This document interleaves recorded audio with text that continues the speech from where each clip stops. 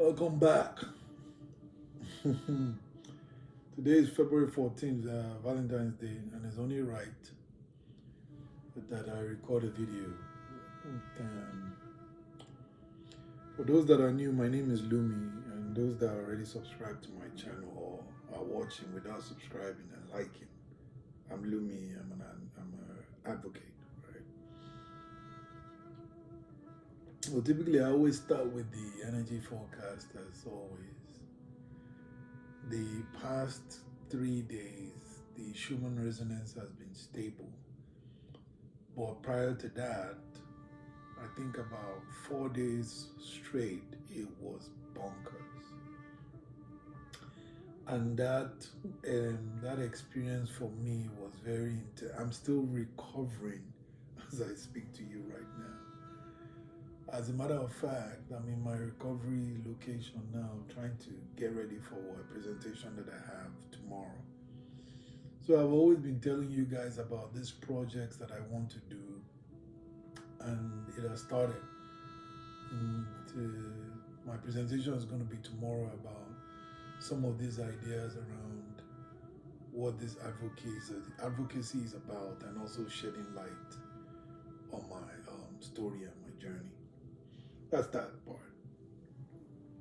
So today, while I've been preparing since yesterday for this event, nervous system has been bonkers because we're still going through some things here in Minnesota. People are still trying to carve out their way, the positive minded people that are looking to create something peaceful, build a community, trying to carve their own way out in the midst of all the chaos. It's so bad that I have people, I even know someone, I don't mean to out him out. Some people are not even leaving their house. But that's the showing you the level of the intensity. So for people like me, how it's showing up for me, because you see, when you start to operate from a place of your soul, you can't you can't hide from what you feel. You're going to feel it in your bones. You're going to feel it in your bones.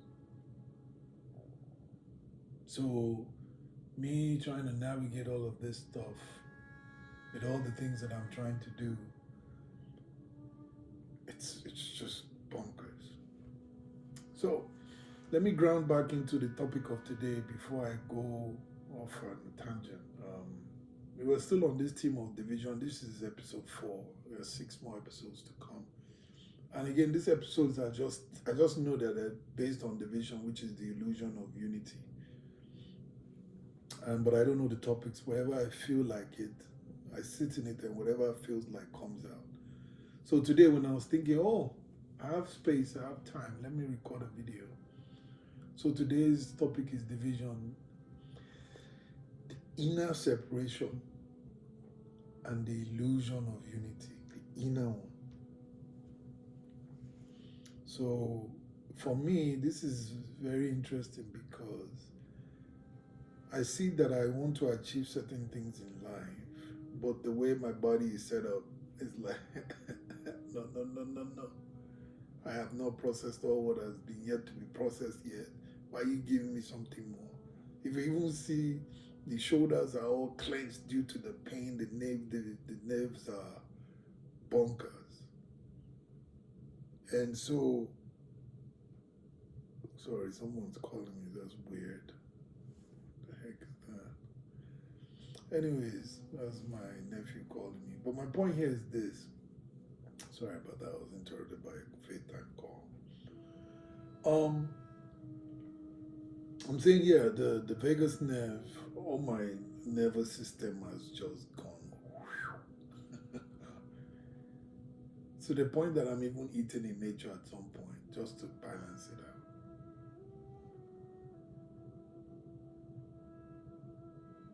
out. And even as I'm recording this, my heart is still palpitation. Why? It's just sensing too overstimulation. And so one of the things that is there is, so when you begin to awaken and you are part of the people that are first in line of this awakening to the soul, things that are not being acknowledged on the surface, that are buried, you can feel it, you can observe it, but people that are burying and suppressing it, it's obvious to you because you have seen some level of awareness to it. And so, because of that, it's also bringing in something in within myself that is uncomfortable. Not to mention, there are sides of myself that are comfortable because of that level of the depth of the perception of the soul and allowed me to be comfortable enough to even see those things in the first place. Because if it wasn't, it would only stop at the level I would not be able to perceive it to another level. And so when I was trying to communicate this to a friend of mine, people think, so this thing Lumi never stops. Growth never stops. You are always ever evolving. Each breath you take represents something different about who you are. So imagine the possibilities that lies in the evolution of your soul, just with every breath you take in and let out. And so I said something very powerful to him yesterday, to me. I said, if you are looking to grow, if you are looking for power to conquer someone, no, if you are looking to change to conquer someone, or you are looking to change for you to grow, there are two different things. One, you are looking for joy in defeating someone, competing with someone. While the other, you are getting joy from the expansion, even though there's pain involved. There are two different things. So when you're competing and you're collaborating, there are two different things. And so when I talk about this, the separation within, there is the part of me that is competing against myself, which is the ego part, and then there's a part of me that is collaborating with myself, which is the soul, and with God itself.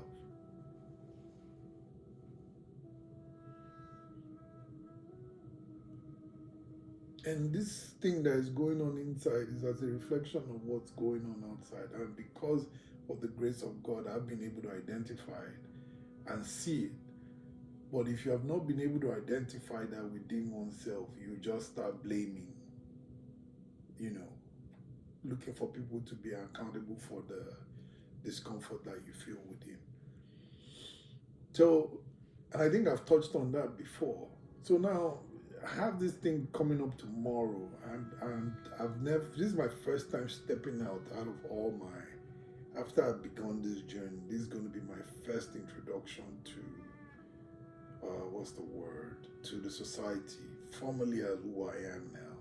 It's like when you begin this awakening journey, there's a point at which you are going to leave the system and then you are going to come back. It's like the hero when you hear the call and then you are having the return. So this for me now is my physical return into society now, reintroducing myself as what I am new, what I have come back with, all the Medusas that I've conquered, all the Trojan horses that I flew with. What's the name of that horse? Pegasus. All the Pegasus horses that I flew with. All the challenges that Poseidon gave me that I overcame. All of that trials, all of that now is what I'm coming back with everything that I've learned in life to begin to implement it. And obviously, it's going to be met with resistance because now you are operating on a different level that which I was operating before I left, before I exited the system. And it's not like as if the system is against me. It's just that the way the system is designed like computer language. It's like 1 and 0. It's like binary numbers, 1 and 0. And that can't work for a human being. 1 and 0. And that's like 3Ds, like left or right. No, there is more than left or right. There's more than right or wrong. There is the gray area. And that took me a long time to learn, and I'm still learning that, to be honest. So now coming back with this new found level of perception into a place where you can either choose left or choose right, but there's no thing as neutral or center. It's a glitch that it will continue to go on. And so that glitch now that is coming up in every place that I occupy is going to be it will reflect as an internal conflict within the system itself, because the system will try to resist what is going to destroy it. It's like the ego too, and this is a reflection of the ego and the system.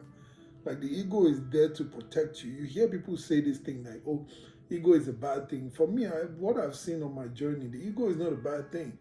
When the ego is abused and harmed and traumatized, yes, it can be bad. But if you own all your energy and all your attention into one thing, which is evolution without defeating anyone, then you can harness all of that focus from the ego and within your soul and your heart to move in that direction of where you want to go to. And in that way, the ego now will resist at some point, but it depends on what your own destiny is. As you are moving and fighting with the ego, you are moving forward, but you keep trying to reprogram the ego from what it used to know itself to be before you exited the system, or if you don't even exit, just before you decide to make a change in life.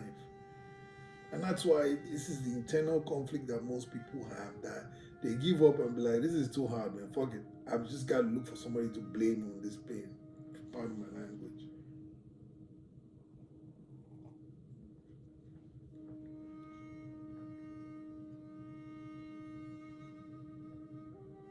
So when you've now corrected the ego, or rather not corrected, more like if you reprogram the ego, that's the right phrase. If you've reprogrammed the ego to move in one direction and the ego has accepted to move in that direction with you after years of training, or days, could be the days based on the grace of God, it's no longer an enemy. It now becomes your amigo. It listens to whatever it is that you want to say. It's not tuning outside to anything, any outside distraction. It's focused on one thing that matters to you the most, which is whatever that goal is for your evolution and ascension. So that's what inner harmony and inner peace really means. And then after you now embark on that journey, when you and the ego is now aligned, your mind is now aligned, which is the mental body. After a while, depending again on your storyline, your soul, the ego totally now dissolves. It no longer exists there anymore. Which is what you mean by no mind, which is some people refer to as, what's the word? Moksha in Hinduism. The content of enlightenment, or what else again? Samadhi. What's the another name for it? What's the Japanese one? I really like that Japanese one. It will come to me. Satori. I love that word. There's something about the word. It's just buzzy. Satori. To me, that Satori like expresses what the intensity of that state of being is. Like no mind. You're not thinking. You have fully downloaded God into yourself. You're a full vessel of God. You are now not even, you are just moving like that in life. You're just moving like this. You wake up, you're not thinking of anything. It's impossible to think. You'll be aware that you'll be aware that I haven't thought about anything. I mean, you'll now be trying. It's like it's like, how will I put it? It's like you're trying to bang your head on the wall, but it's not possible. There's nothing there. It's just you can't even think.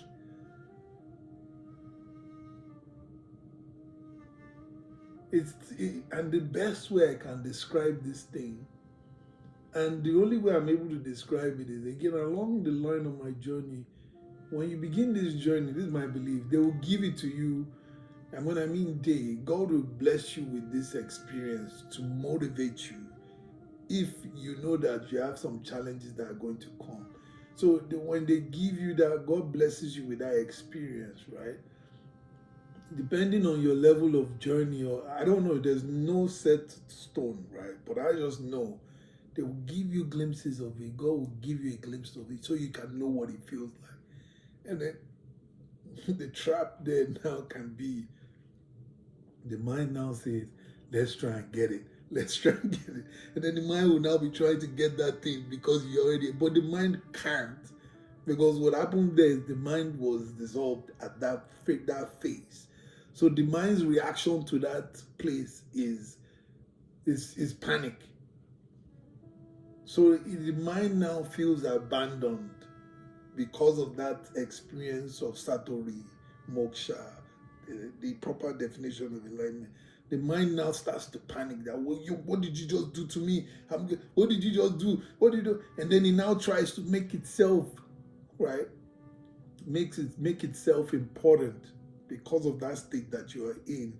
And then by trying to make itself important, it will try to make itself by telling you, let's try not to think and see again to achieve it. But then you already know that you are already using the mind again to do it. So it's beautiful to see. Very beautiful to see. Especially when you've crossed to the other side. But if you have not crossed to the other side, if you are still excuse me, if you are still on the side of the experience of it, and or the experience has been taken away, there's nothing funny about it, because nobody will be able to tell you this, because you would think you did something wrong for it to disappear. So you now run into that guilt, and that's when the mind comes and starts saying, yeah, I got it.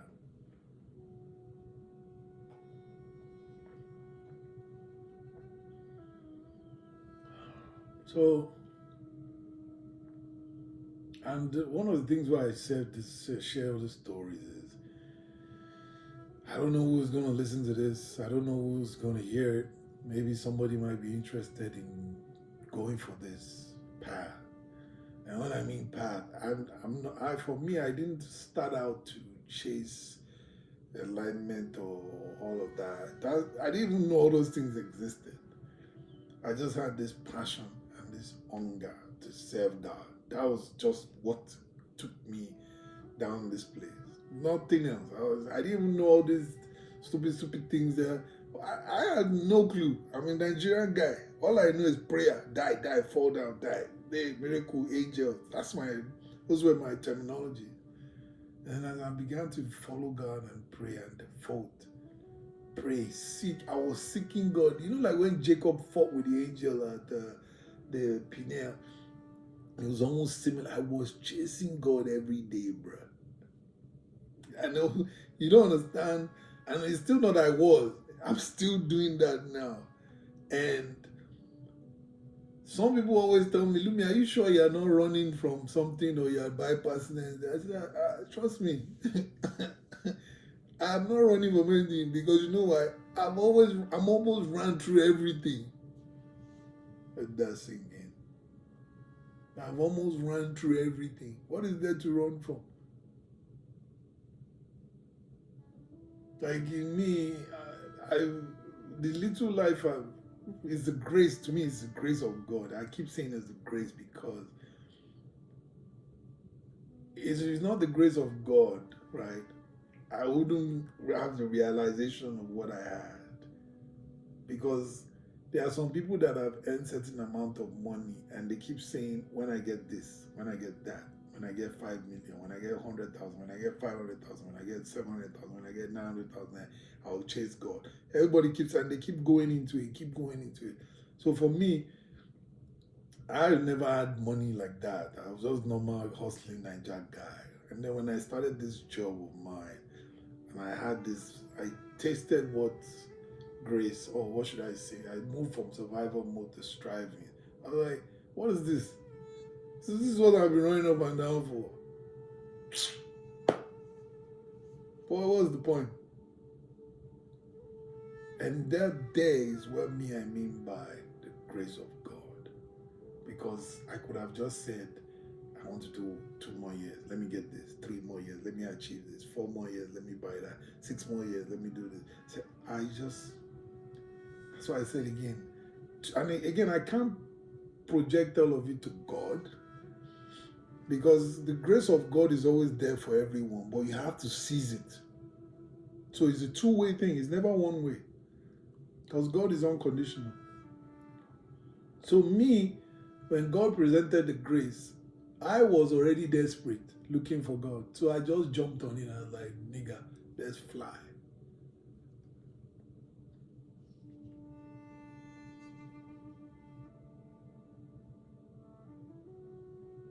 I won't lie, man. I'm not gonna lie to you. It's the grace of God that can make you overcome a lot of things, and discipline and passion. And there's a prayer you can pray. I believe if you really pray deep within your heart every day that God, I want to know you, I want to see you, I want to meet you, I want to have an encounter with you. Some people will tell me, oh, Lumi, I've been saying that, I never heard anything. Lumi, I've been saying that, I never heard anything. Lumi, I've been saying that, I just keep saying it. I've been saying mine for years. I've been saying mine for years.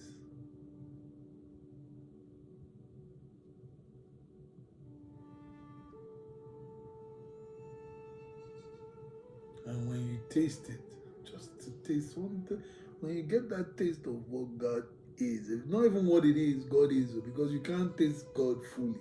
It's impossible, I guess, because it's never ending. It's like saying you go to a buffet, and the buffet, you're telling them that you're going to finish all the food in the buffet. It's like that. But the analogy I can put in there is that you go to the buffet and then you taste one type of meal, and everybody else, every other restaurant that you've been to keeps saying that they offer the best food, and this one's just by the first scoop, all your taste buds just light up. You'll be like, yeah, this is what I want. So let me bring it back to the team. So that part now that I just described is the part that is for and aligned with peace itself. Then the other part that is causing the inner conflict, the separation and the division inside the body, is the part that wants to know God at its own terms. It's the part that has been rejected, abandoned, traumatized, scared. Name all the types of emotions in life that I've experienced back in my life. So that's that part now that the ego is using as its own vehicle to try and imitate this other side of who is there. Because all the ego is doing, the ego is just like a child. The ego is neutral. Everything is neutral. It's what you use it to. What is inside of you, right, is what the ego will listen to. So if you are predominantly dark, chances are your ego will be very dark. If you're predominantly light, chances are your ego will be very light. It's just simple. It's like a mirror. Ego is just like a mirror, period.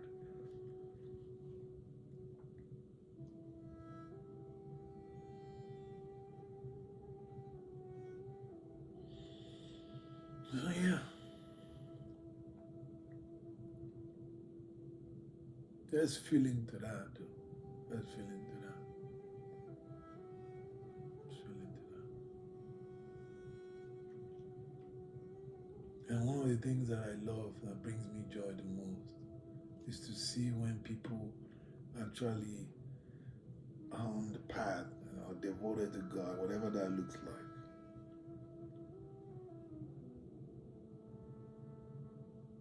It brings me joy. And I hear myself say things like, yeah, God, I'm happy for you. I'm happy for you that you have another child that's returned to you. Because there's joy to see how you honor the Father. Honor the Father. It's joy. Anyways, I don't want to drag this too long. And this is actually one of my videos that I love, because I didn't pick any point to address. I was just sitting outside there sunbathing, and I thought, while I'm trying to regulate, let's just hop on here and release some of this stuff. So thank you for watching. Like and subscribe. Share with like-minded seekers, people that are on this path.